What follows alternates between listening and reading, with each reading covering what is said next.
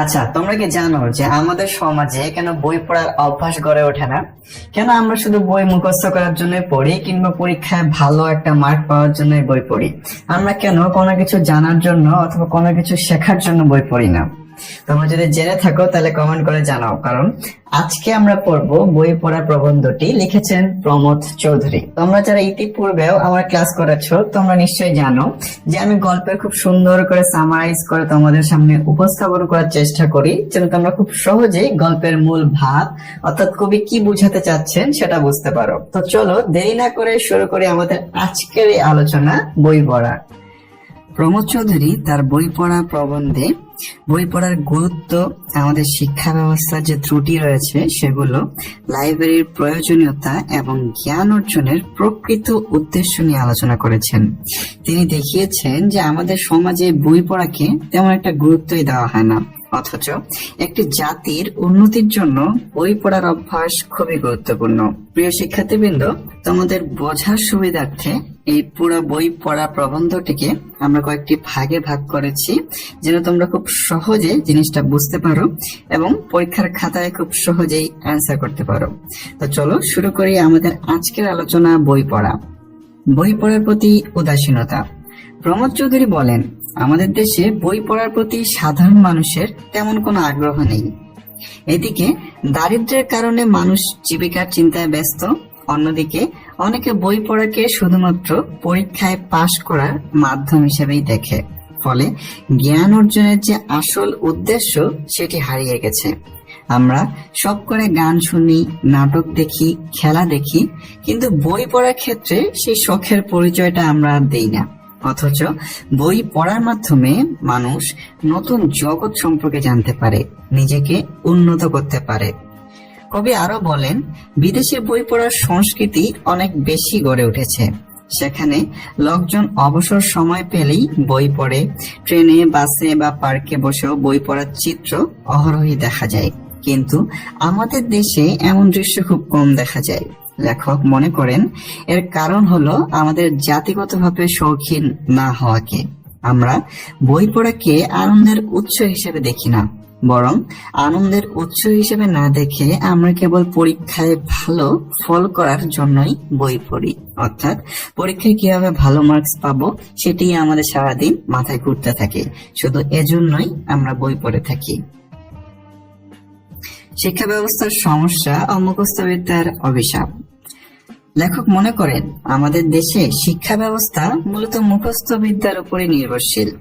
শিক্ষার্থীরা জ্ঞান অর্জনের জন্য না, কেবল পরীক্ষায় ভালো নাম্বার পাওয়ার জন্যই পড়াশোনা করে।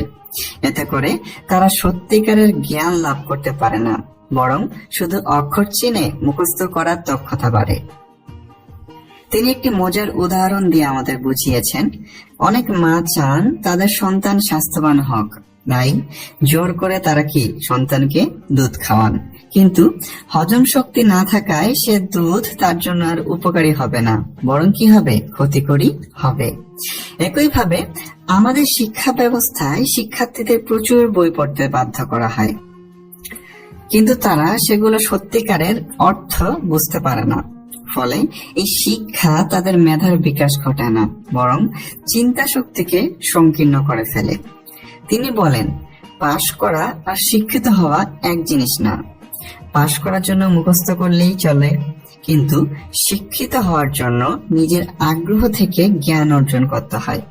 শিক্ষকেরা ছাত্রদের মুখস্থ করিয়েই দিতে পারেন, কিন্তু প্রকৃত শিক্ষা শিক্ষার্থীকে নিজেই অর্জন করতে হয়। তিনি মনে করেন, যদি মানুষ শুধুমাত্র পরীক্ষার জন্য মুখস্থ করতে থাকে, তাহলে সে কখনোই চিন্তাশীল ও জ্ঞানী হয়ে উঠতে পারবে না। লাইব্রেরির গুরুত্ব। প্রমথ চৌধুরী মনে করেন লাইব্রেরির গুরুত্ব স্কুল কলেজের চেয়েও অনেক বেশি, কারণ স্কুল কলেজে মুখস্থ বিদ্যা শেখানো হয়, কিন্তু লাইব্রেরিতে মানুষ আনন্দ নিয়ে নিজে থেকে জ্ঞান অর্জন করতে পারে। তিনি লাইব্রেরিকে মনের হাসপাতাল বলেও উল্লেখ করেছেন। ঠিক যেমন শরীরের সুস্থতার জন্য হাসপাতাল প্রয়োজন, তেমনি মনের বিকাশের জন্য লাইব্রেরি প্রয়োজন।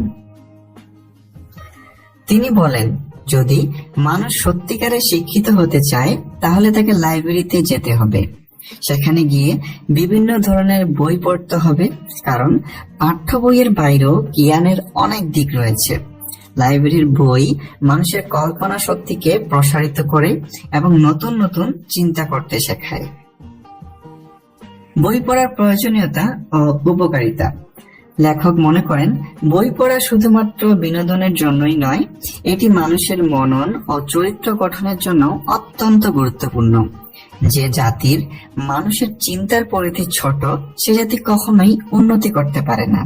তাই শুধু চাকরির জন্য বা পরীক্ষায় ভালো করার জন্য নয়, নিজেকে প্রকৃত শিক্ষিত ও বুদ্ধিমান করে তুলতে হলে বই পড়ার অভ্যাস করে তুলতে হবে।